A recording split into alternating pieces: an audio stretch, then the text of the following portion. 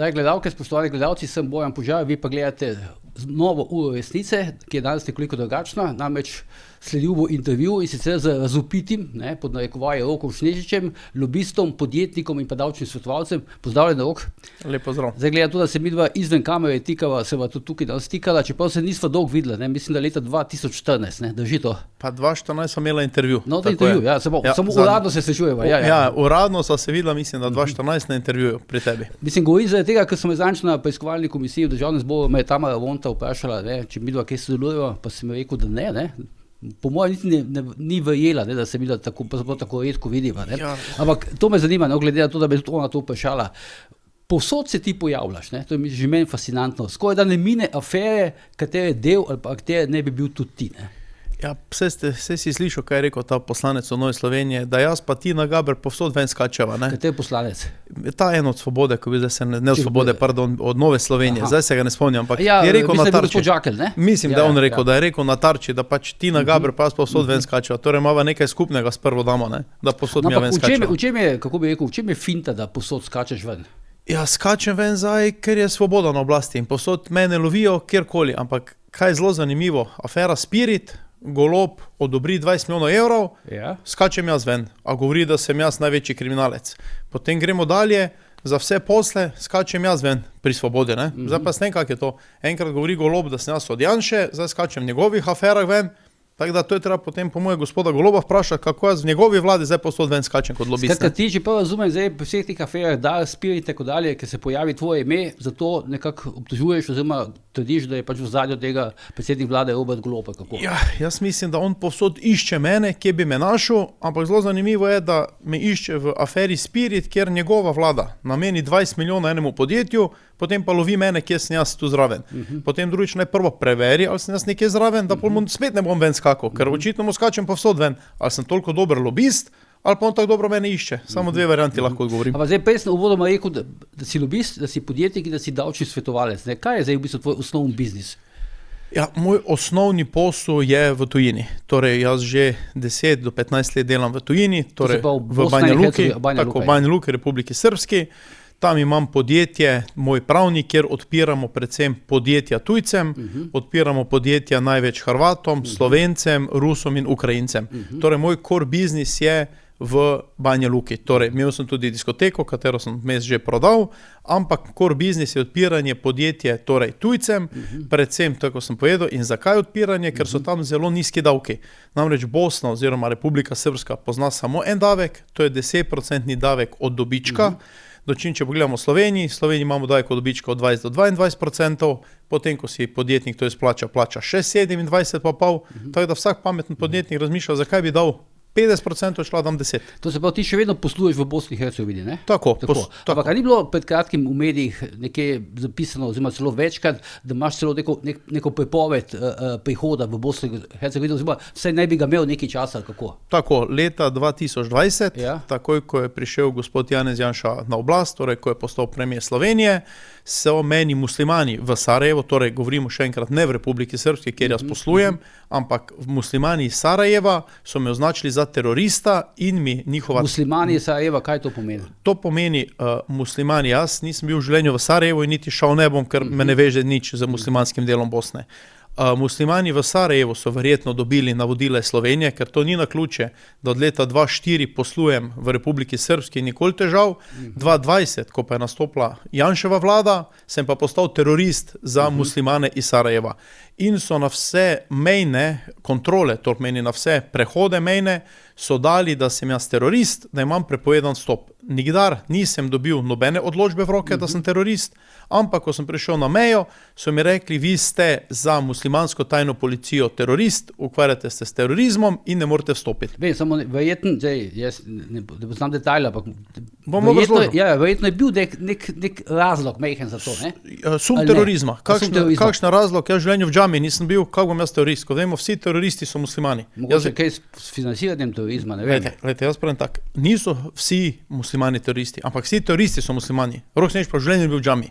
Torej, jaz bom terorist. In mene so muslimani, vemo vsi, da je to bilo po navodilu od levice iz Slovenije, ker ko Janez Janša postal premijer, so hoteli reči, Rok Snežič pa je terorist za muslimane In normalno je bilo to vse iz Slovenije sprovocirano. Samo ta gospod, ki je mene označil za terorista, to je bil Mehmet Osmanagić, to je bil šef muslimanske tajne policije OSA, je pa, da povem tudi vsem gledalcem, je pa na črni listi Ameriki zaradi terorizma. Ampak zdaj ni on več, ne? Ni več, zato ker je Amerika znorela, ko je videla, da je on še vedno direktor tajne muslimanske policije, kajti Amerika ga ima na sumu za terorizem, Evropa mu je prepovedala vstop v Evropsko unijo, on pa mene označi za terorista. To je narobe svet. To se lahko zgodi samo v banana državi. Kako se je potem končalo to?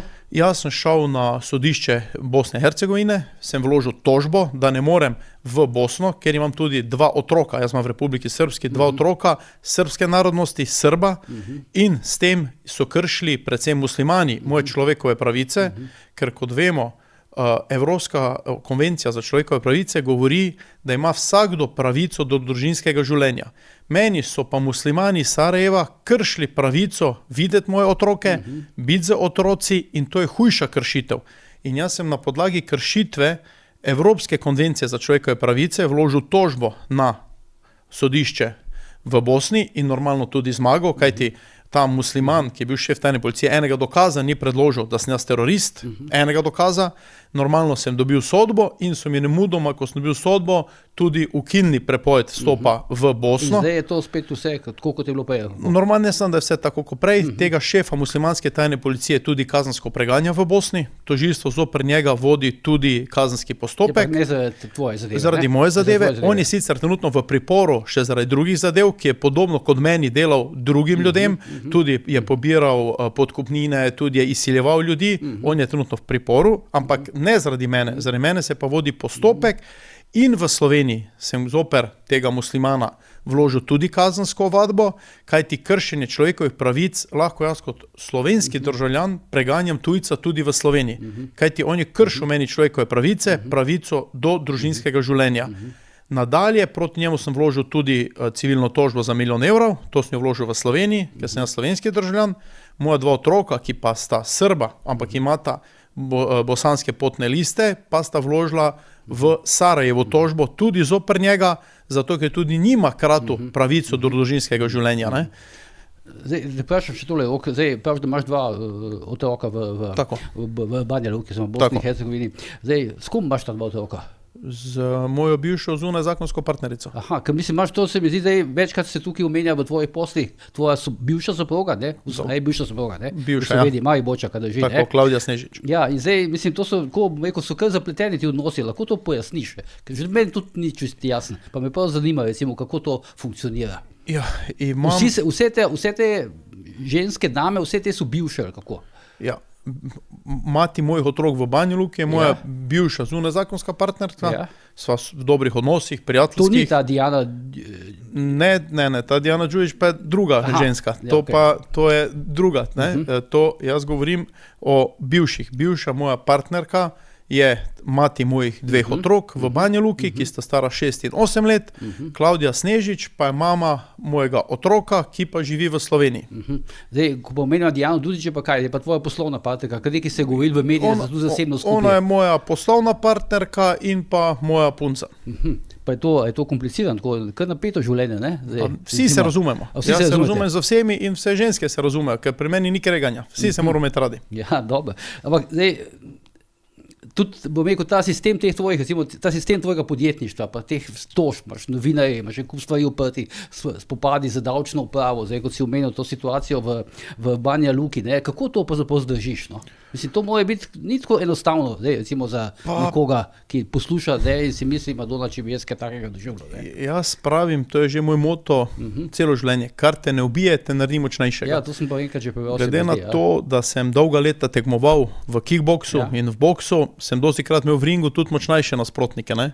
In vedno mi je bil izziv dobiti boljšega, močnejšega. Tudi če sem bil premagan, sem tudi končal kdaj s nokautom.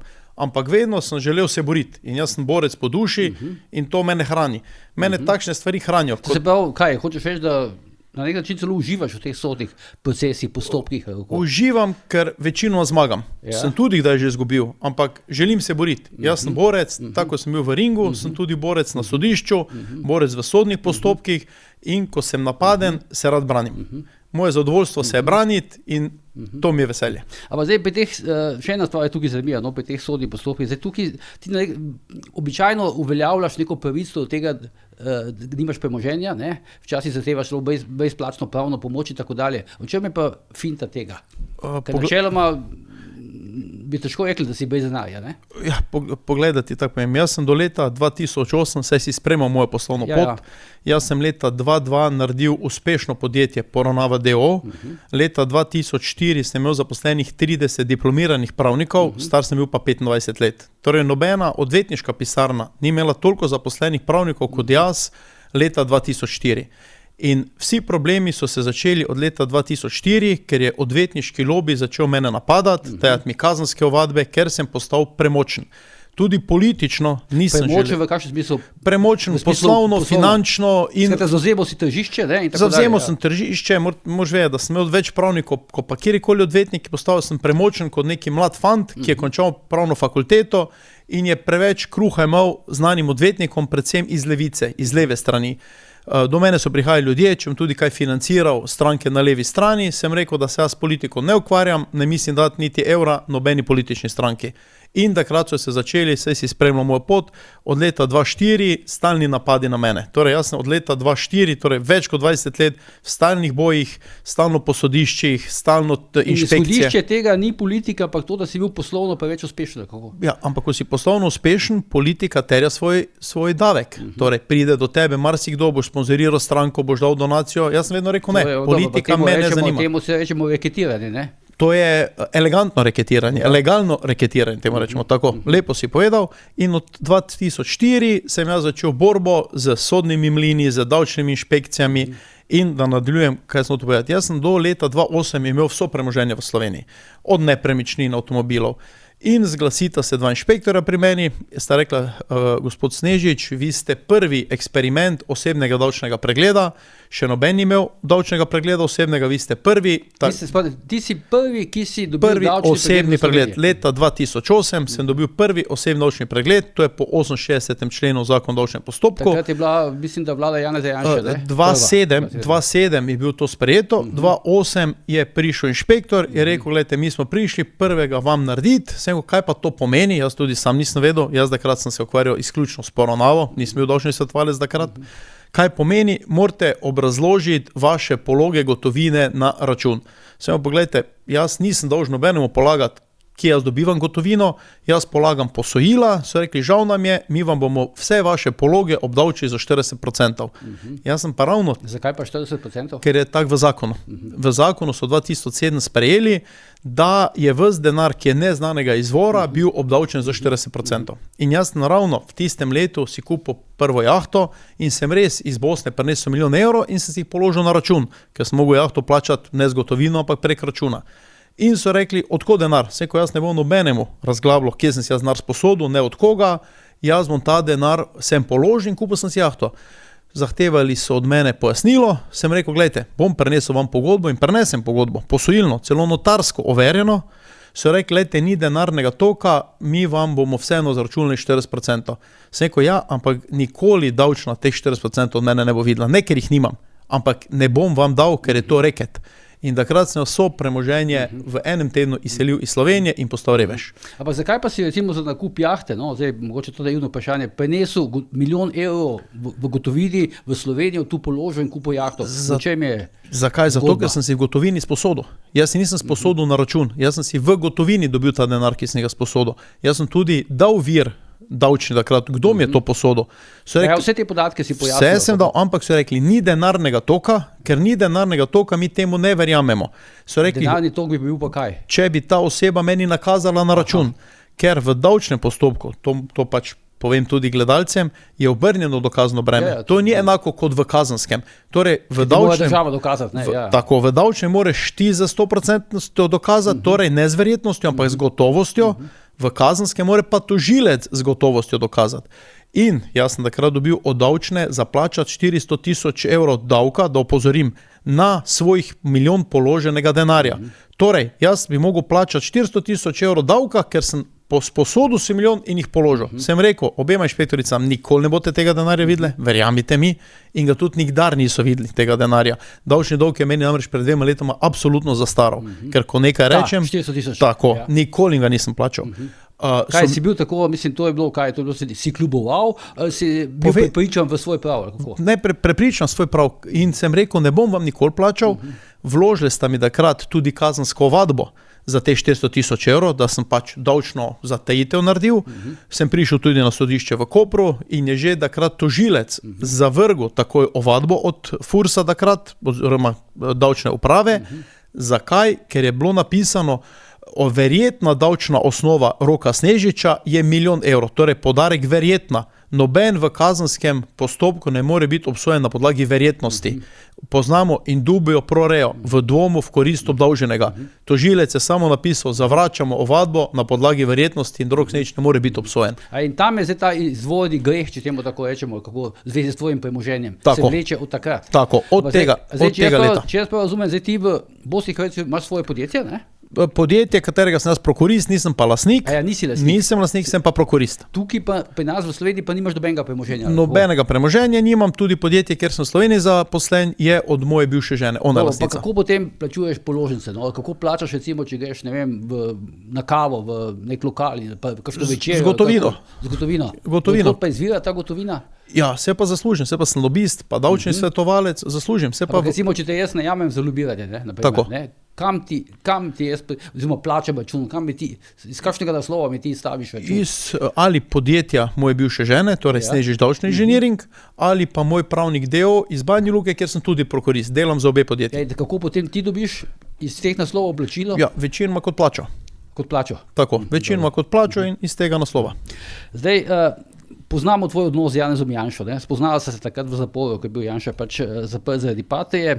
Ti si bil pa takrat v zaporu zaradi česa? Jaz sem bil pa na vikend zaporu, moram pozoriti, gospod Janša je nažalost prestajal krivično zaporno kazen, mislim, da bila 6-7 mesecev, on je bil skozi v zaporu. Jaz sem pa prestajal alternativno kazensko sankcijo, vikend zapor, ker to sem se tudi pogodil s tožilstvom. Jaz nisem bil pravem zaporu. Zaradi česa pa? Jaz sem bil zaradi utaje DDV-ja. Utaja DDV-ja. To je nov postopek pred Fursom. To ni bilo tisto, to je bilo utaja DDV-ja zaradi nakupa jahte, na katero ni bil plačan DDV. Tukaj si storil kaznivo dejanje? Tukaj sem priznal krivdo, plačan ni bil DDV, ni bilo, da nisem jaz plačal, torej moj prodajalec ga ni plačal, ampak jaz sem vedel, da ni plačan davek. In zato sem jaz tudi priznal krivdo in se pogodil s tožilstvom. Res je, sokriv sem, ker sem vedel, da moj dobavitelj ni plačal. Moj dobavitelj je bil obsojen na zaporno kazen, jaz sem se pogodil za vikend zapor, zato ker sem vedel, da on ni plačal DDV-ja na jahto, ki sem jaz kupil. Torej, bil sem sokriv, ker sem vedel, da on ni plačal.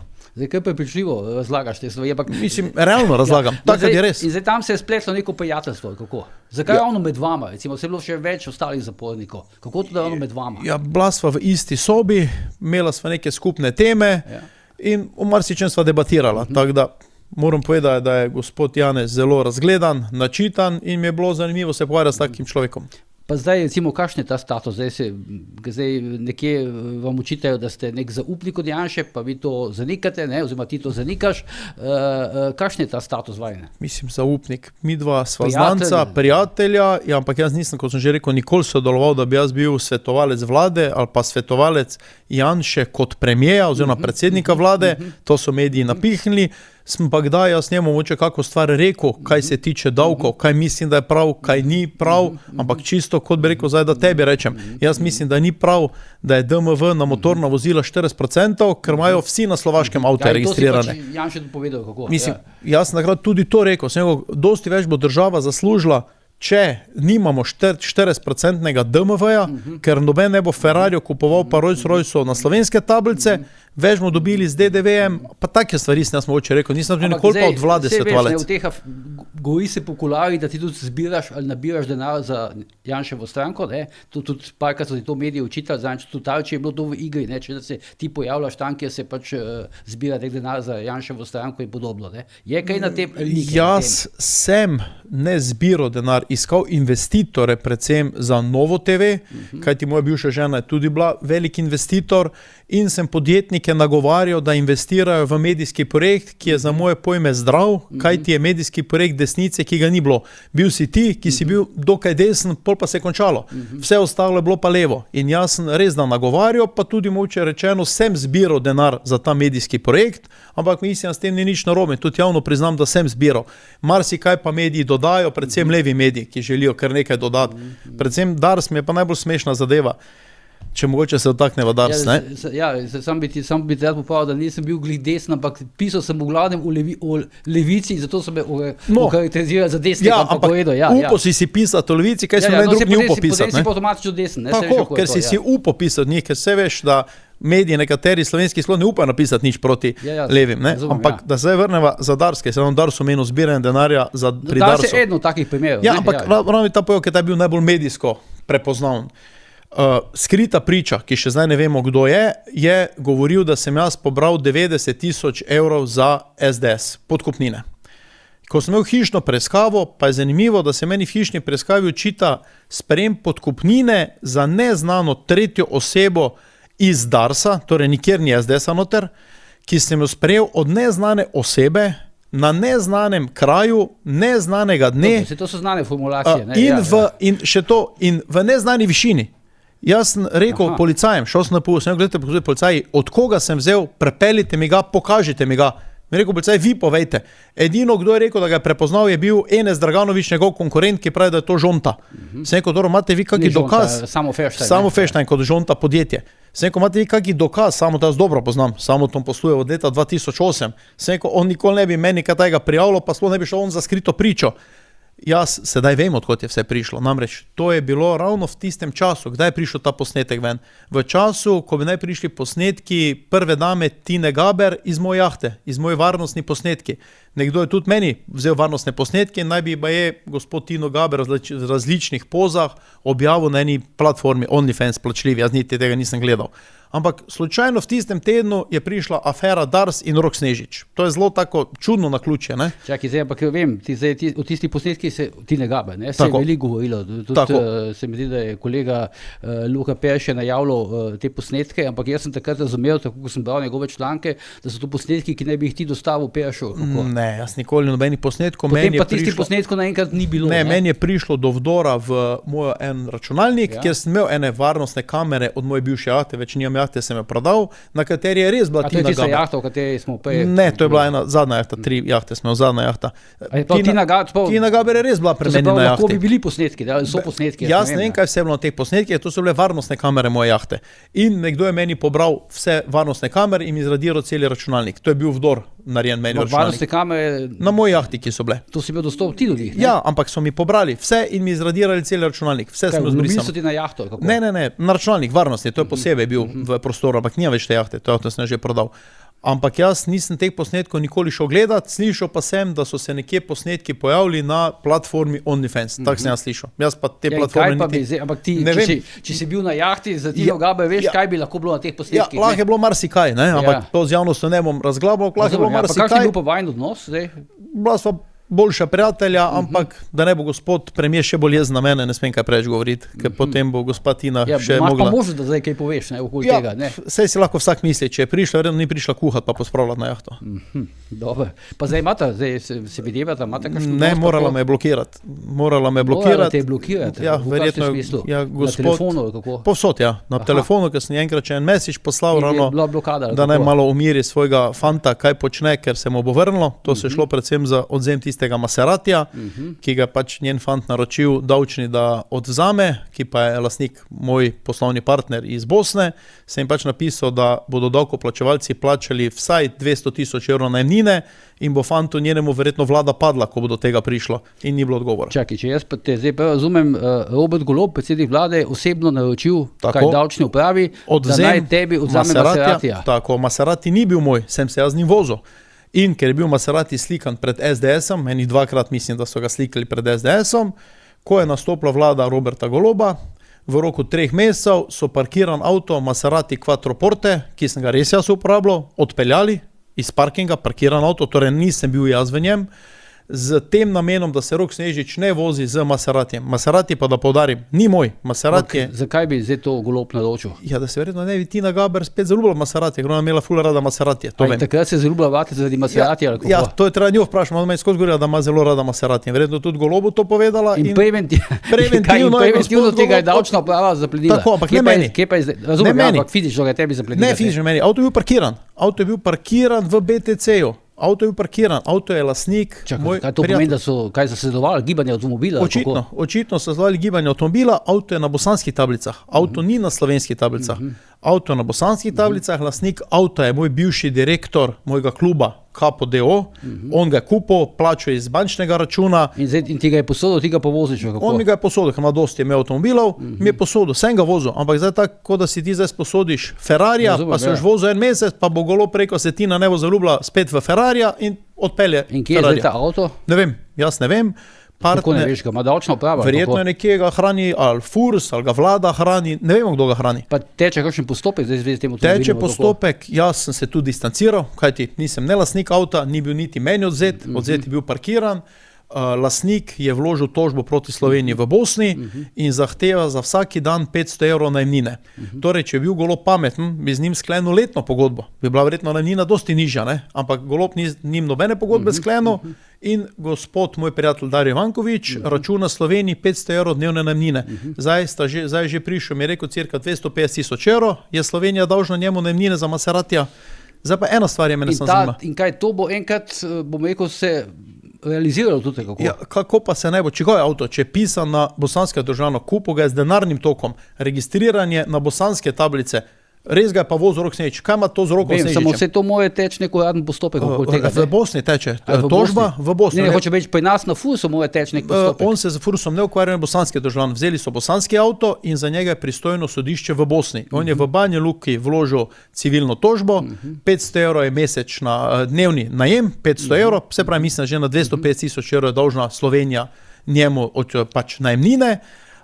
Treba pa poudariti, da pa jaz pozivam gledalce, da pred volitvami, upam, da bo to rešeno, da zahtevamo, da plača ta znesek Robert Golob, ne pa spet davkoplačevalci. Zdaj za to, da Rok Snežič ne vozi Maseratija, bodo spet davkoplačevalci plačali, to mora plačati Robert Golob. In pozivam, da pred volitvami se izjasni, kdo bo plačal to najemnino. Ja, pa vem, samo ta najemnina se bo kvečemo plačala, takrat, ko bo nek postopek odločen v korist tega bosanskega državljana. V Bosni bo to odločeno v roku pol leta. Imam informacije, pol leta bo odločeno. In tudi bo navodila, da morajo vrniti avto, ker je avto bosanske registrske tablice, kupljen je v Bosni je plačan DDV, registriran v Bosni in gospod Dario Ivankovič, torej lastnik, ga je plačal iz svojega bančnega računa kupcu oziroma prodajalcu. Zdaj, ko smo že pri teh stvarih, en kup tožb si vložil, zoper ta provladni portal Necenzuriran, oziroma zoper posamezne novinarje, ne vem točno zoper koga si vložil, kdaj, zakaj, pa v kakšni fazi. Sem prebral, da gre za več 10 tožb. Gre vse skupaj za 50 kazenskih. 50 kazenskih tožb. Ja, zakaj? Ker so vedno vsi ti kvazi novinari trije podpisani. Na portalu noben ni se hotel izpostaviti, da bi sam podpisal članek, ampak so se vedno vsi trije podpisali. Aha, to je strategija. Strategija, ker ko sem jaz njim dal kazenske ovadbe oziroma kazenske zasebne tožbe, je bil vedno argument od vsakega od njihovih odvetnikov, nisem jaz pisal, en drug je pisal. Torej, oni zdaj so vsi trije so se podpisali in vedno zdaj drug za druge govorijo, nisem jaz, to je on. In to je za njima strategija obrambe na sodišču. To je logika, zakaj se oni vedno podpisujejo. Zakaj so vedno vsi trije, zdaj pa se dva podpisujete. Zdaj dva, ker je ta gospa zdaj desna roka od Goloba, pa je verjetno Golob rekel, da ne sme se več podpisovati. Vesna Bukovič, ne? Tako. Zanimivo je, da vedno vsi trije, čeprav bi en lahko se podpisal. Ravno zato, da so zdaj na sodišču branijo, nisem jaz pisal, ona dva druga sta pisala. Kdo bi si mislil za to? Ja, ampak jim ne gre skozi. Ne grem skozi, ker vseeno njihov odvetnik pa pozabljajo, da pa je tudi kaznivo dejanje v sostorilstvo. In smo mi sam prekvalificirali kaznivo dejanje v sostorilstvo. Torej, vsi trije se storili, kdo je več, kdo je manj pisal. Čakaj, sploh zdaj želivo obdolžitev, verjetno imaš kakšne v tem smislu v sostorilstvo. V sostorilstvo. In to zdaj to pravno stoji, kako? Ja, od 50 kazenskih tožb jih je 30 šlo v sojenje, 20 jim je uspelo s pritožbami, za 30 so zgubili na pritožbenih vseh postopkih, torej je senat odobril, da se jim zavrnejo pritožbe in je šlo v glavno sojenje. Torej 30 zasebnih kazenskih tožb imajo zoper mene in pa posebej sem jim še vložil civilne tožbe, kjer pa je še vsakega od njih za 10 000 evrov, za vsako to kazensko še civilno preganjanje. To je pa 100 000 evrov?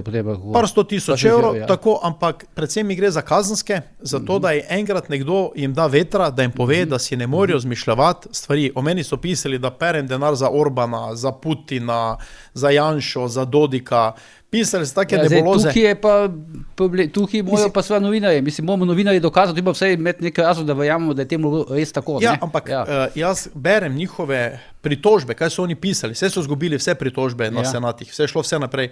Pritožbe so bile, mi verjamemo, da pere denar za Dodika, za Janšo, za Orbana, zato ker je en muslimanski novinar Aldo Audić to napisal in mi njemu verjamemo. A to je pa novinar, ki je njihov prijatelj.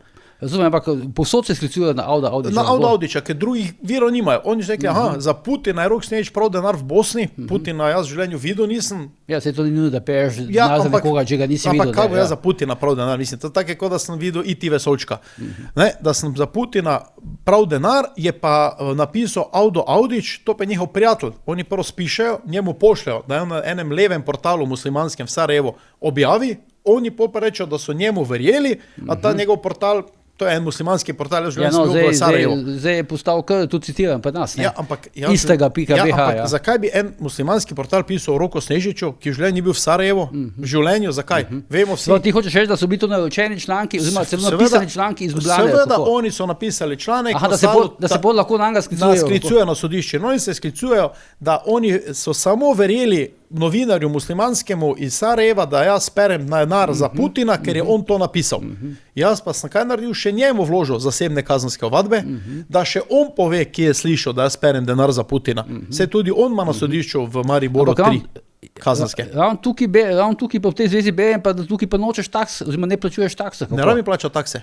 Jaz ne rabim sodne takse plačati, ker uradno nimam premoženja v Sloveniji. In kdor v Sloveniji nima uradno premoženja, ne rabi plačati takse. In to se ti zdi v redu? Čisto v redu.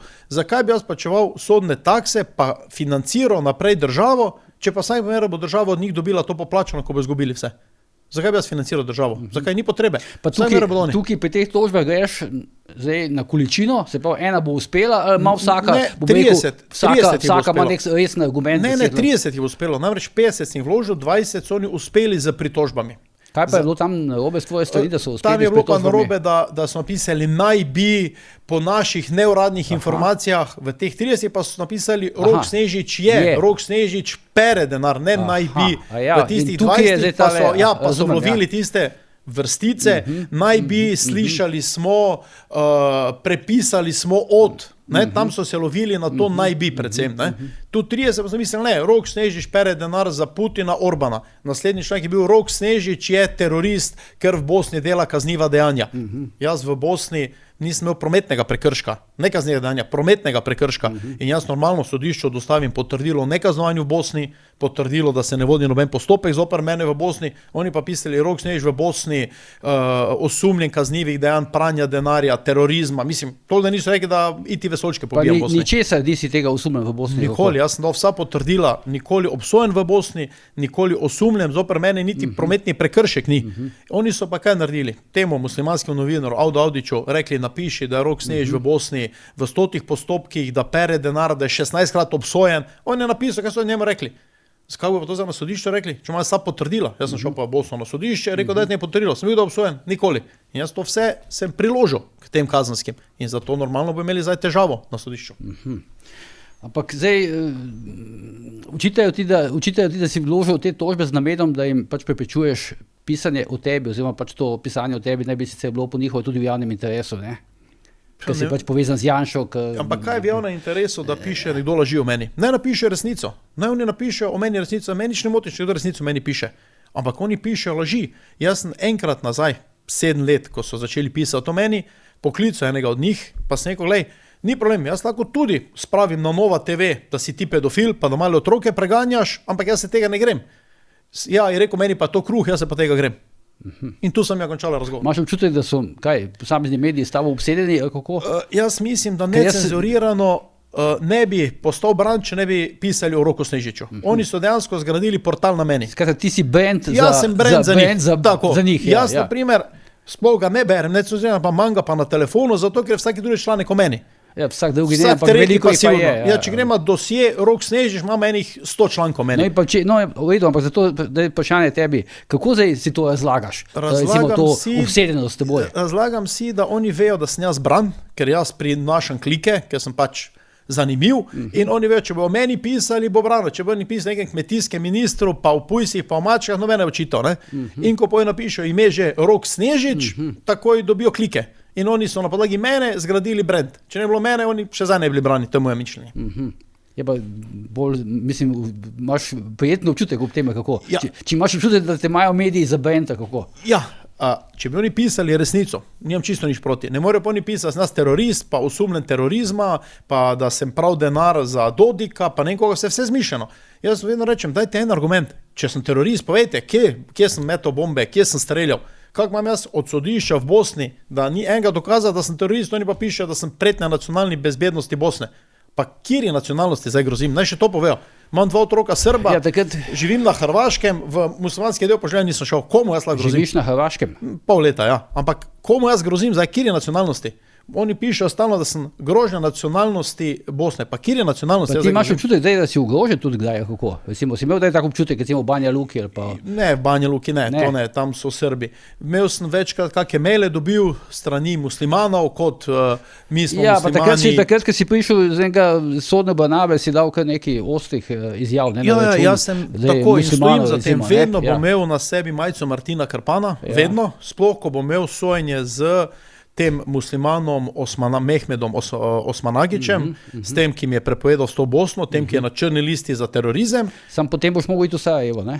Ne, bom mogel sem priti. Zato bo pač mogli za tiralico ga prepeljati, ker ima prepovedan vstop, zato ker jaz ga v Sloveniji kazensko tudi preganjam. Ne? Aha, sploh ti gojiš v sojenju, ki bo v sojenju tukaj. In tudi drugo sojenje, ko imam s tem Audićem, to je tudi ta muslimanski novinar, ki je pisal meni, da sem terorist in tako dalje. Vedno bom jaz imel na sebi majico Martina Krpana, ker to je lik, na katerega sem ponosen in to je tudi slovenski lik, ki ga Slovenci so ponosni na njega. Tihotapec je, ne?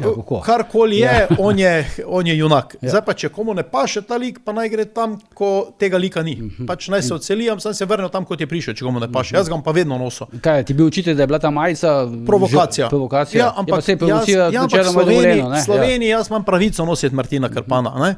Zdaj, ko da grem v Sarajevo, pa Aladina nekdo nosi, ne? Tudi lahko v Sarajevo Aladina nosi, mene moti, naj ga tudi v Sloveniji nosi, mene tudi to ne moti. Ampak muslimanska ambasada, torej bosanska ambasada, je dala protestno noto, ker je Rok Snežič imel Martina Krpana. Kam bo zdaj prišel? Kaj zdaj bo dala še ta afganistanska ambasada, pa naslednjič iranska? Kaj bo zdaj vse muslimanske ambasade dali protestno noto, ker jaz nosim Martina Krpana? Imaš ti kaj proti muslimanom, ali kako? Imam samo proti tistim iz Sarajeva, ki so mi prepovedali videti srbske moje otroke. Aha, to je... Proti nimam, sigurno, zato ker 4 leta nisem mogel videti svojih srbskih otrok, zaradi tega, ker so se tako odločili muslimani. Zakaj govoriš, da so srbski otroci? Ker so Srbi, pol Slovenci, pol Srbi, ampak veze imajo z muslimani. Moji otroci imajo veze z muslimani. Če si ti njihov oče, so pol Slovenci. Tako, samo veze imajo z muslimani, a muslimani so meni prepovedali videti moje otroke v srbski hiši v Banja Luki. To meni, kak bi ti ne bil jezen, da ti ne dovoli svojih otrok videti v tvoji hiši, zato ker je tako rekel en musliman iz Sarajeva. Razumem. Zdaj, praviš, da ti očitki, ki jih piše o tebi, niso res, ampak je pa dejstvo, da si pa takrat uredil tiste domnevno sporen kredit za SDS oziroma za Janeza Janšo preko tvojih zvez iz Banja Luke. To še zdaj govorim, da nisem z tega urejal. Kaj je SDS, s kom sklepal? To pa veš, da tega ti pa verjetno res nišče ne verjame. Urejal nisem, zdaj pač s kom je Janez podpisal pogodbo, se ve. Ta gospa, ki je podpisal, jo poznam oba, ampak to sta ona med sabo sklepala. Nisem jaz bil posrednik. Malo je nenavadno, da bi zdaj gospa, s katero praviš, da je tvoja prijateljica, ne? Ja, zdaj je ona moja punca, ni bila pa še prej.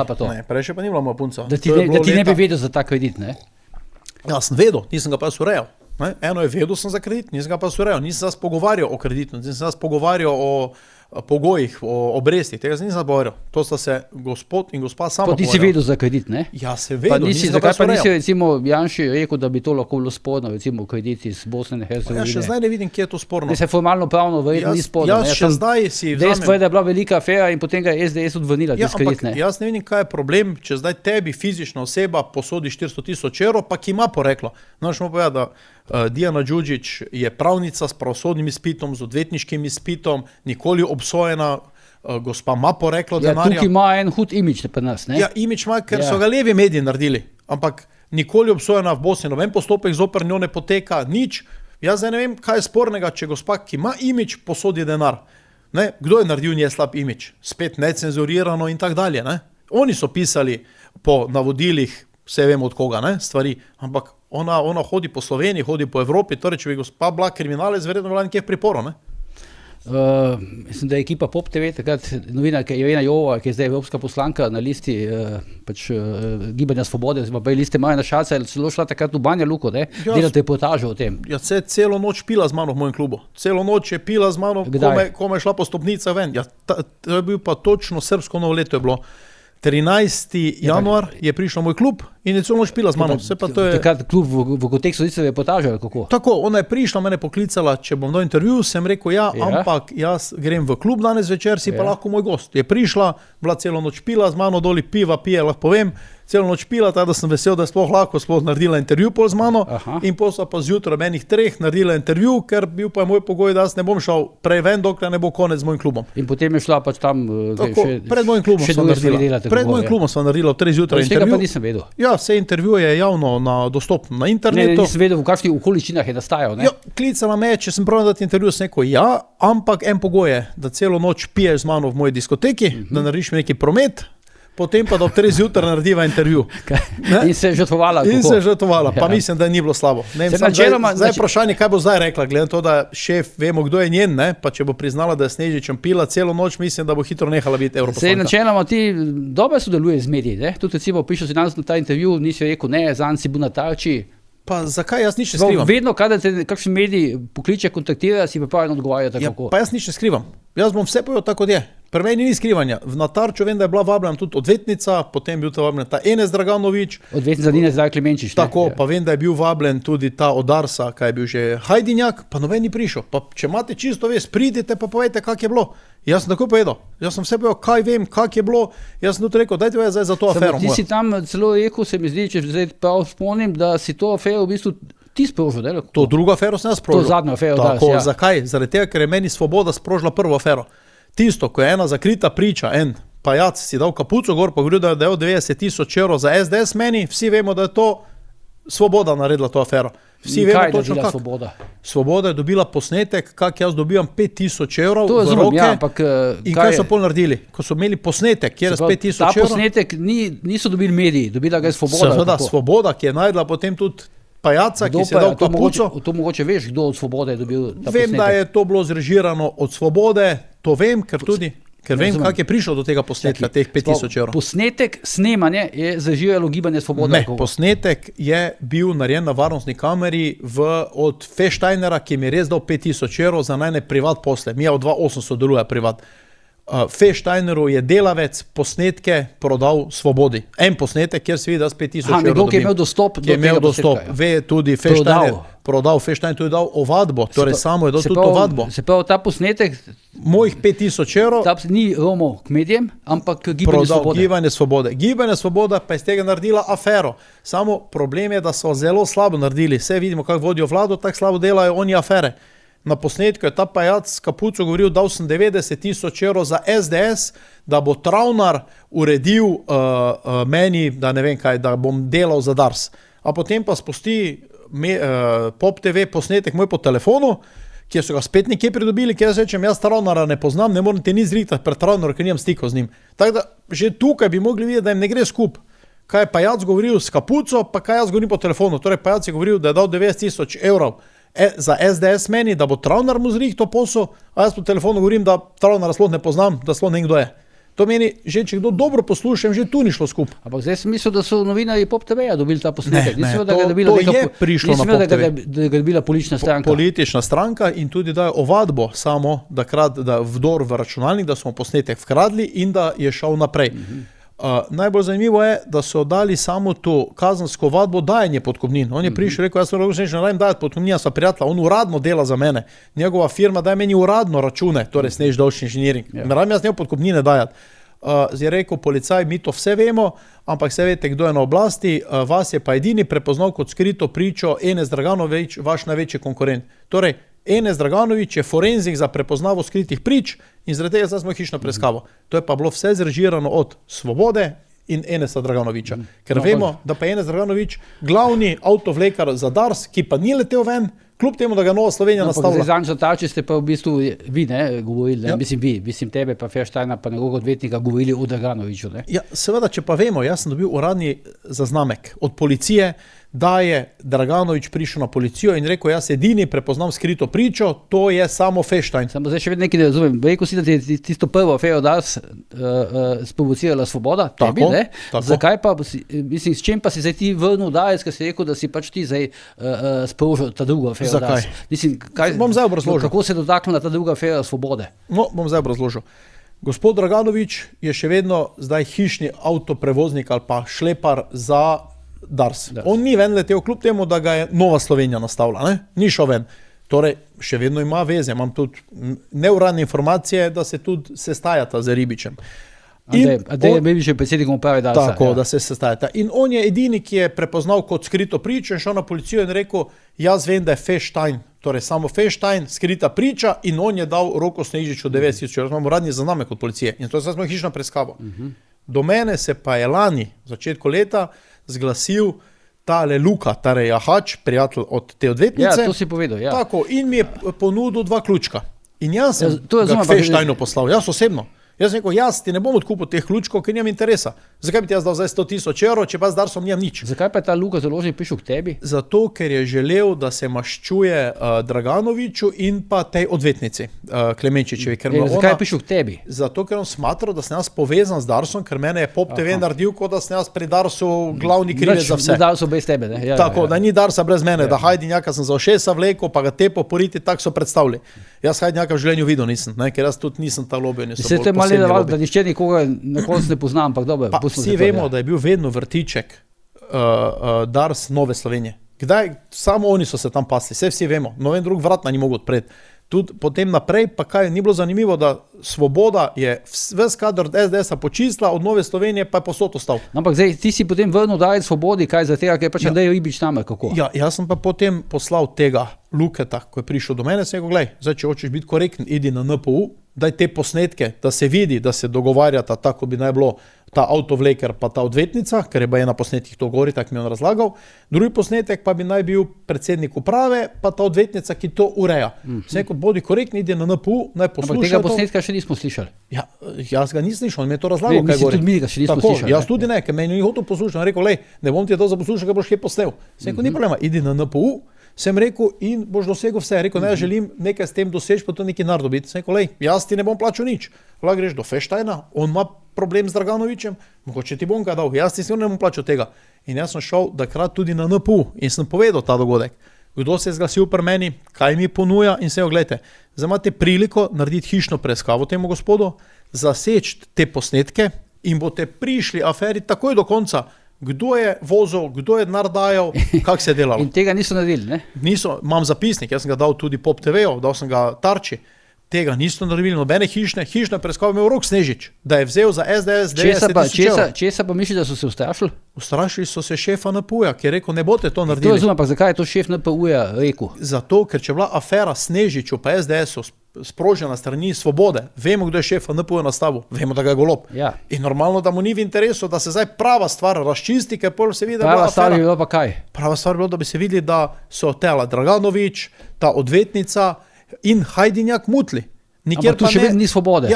Ja, seveda je Svoboda, ker zakaj pa Draganović nadaljuje z vsemi posli? Aha, zakaj? Ja, omenil si odvetnico, omenil si Draganovića in omenil si Hajdinjaka. Tako, ampak poli se vprašal, kako lahko pri Svobodi nadaljuje on z vsemi. On še vedno je glavni, pa še vedno dela. Torej, tako je, da Hajdinjak verjetno še komu drugemu dajo. Draganović pravi, da je to, kar dobijo Darsa, približno 3% njegovega letnega prometa. To se pa ne spuščam, ker ne poznam njegovega poslovanja. To ne bom komentiral, jaz sem samo šel na NPU in jim rekel, imam zapisnik, naredite hišno. Sem rekel, meni delate hišno, ker je Draganović rekel, da je skrita priča Feštajn. Torej, forenzik za skrite priče je bil samo Draganović. A ti to pokličeš na NPU in kaj? Šel sem osebno gor. Ne, šel sem osebno. In sem rekel, čakajte, smo pravni. In on ti dajo kriminalista in... Ja, jaz sem govoril s tem kriminalistom, ki vodi afero Dars. Aha, tako. In sem mu rekel, poglejte, meni ste dali hišno preiskavo, ker je forenzik za skrite priče Draganović rekel, to je Rok Snežič. Zdaj imate pa človeka, ki ima ključke v roki, boste naredili hišno ali ne? Pa rekel, to pa od direktora odvisno. Kot vemo, hišne ni bilo. To se pa direktor vsem tem odloča. Ja, seveda, mora dati odobrenje, ne? Ampak hišne ni imel. Ja, mogoče še ni, mogoče še bo. Ja, kaj bo zdaj, ko že ključki plavajo v Dravi. Ključki zdaj verjetno že 6-krat plavajo. Ampak problem je, da Rok Snežič pa je imel hišno. Zakaj? Ker je na televiziji pajac s kapuco rekel, dal smo 90,000 evrov. Ne vemo pa ne, kdo je pajac. Pa zakaj pa, če bi pajac rekel, da bi dal 3 milijone evrov? Zdaj, NPU je odkril tega pajaca. Ne, NPU ne ve. Samo Draganović je forenzik bil, ki je rekel, to je žonta. Žonta bi že rekel, nikoli se nisem nič dal, če mu pa uradno plačujem na račun. Zdaj pa še ta, kaj pa, če bi ta pajac rekel, da mi je dal 100 milijonov evrov? Kaj bi jaz zdaj bil obdolžen za 100 milijonov evrov? Pajac je razmislil cifro, kaj hoče. Tudi možno. Ja, pol pa čudno, da ni pa rekel pajac 100 milijonov evrov. Možno, ja. Zdaj smo morali končati počasi. Še eno vprašanje imam. Zgubil si pa tožbo, ne, z Luko Mescem, ne? Nisem še zgubil. Mislim, na prvi stopni. Tako, na prvi stopni, to še ni pravnomočno, sem šel v pritožbo.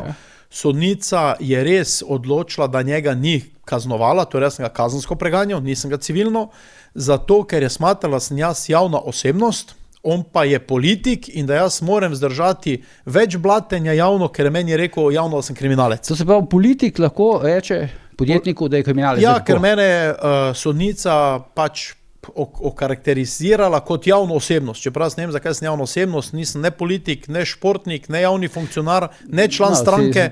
Javno znam podjetnik, pa lobist, pa to. Tako, to sem, ampak to je podjetniška smer. Jaz vedno nastopim, ko sem povabljen. Jaz zdaj vedno povem, kaj hočem povedati, ampak nisem jaz politik. Ampak zdaj, načeloma si bil v zaporu, ne, ko smo prej že ugotovili. Bil sem na vikend zaporu, jaz sem predstavil alternativno, ne prag zaporne kazni. Iz tega verjetno pač mesec sklepa, da si kriminalec. Ne, mesec sklepa in do druge dokaze. Sklepa iz člankov necenzuriranega. On je prinesel 100 člankov necenzuriranega, je rekel, jaz sem verjel novinariki Vesni Vuković, podsekretarki, oziroma generalni sekretarki, da je Rok Snežič kriminalec, ker je terorist, ker za On se je skliceval, kako? On se je skliceval vse na necenzurano. Mi imamo tak verižno. Luka Mesec se sklicuje na necenzurirano Audo Audić iz Bosne. Audo Audić pa dobi tam verjetno 500 evrov teh pajacev, pa piše, kaj pač piše.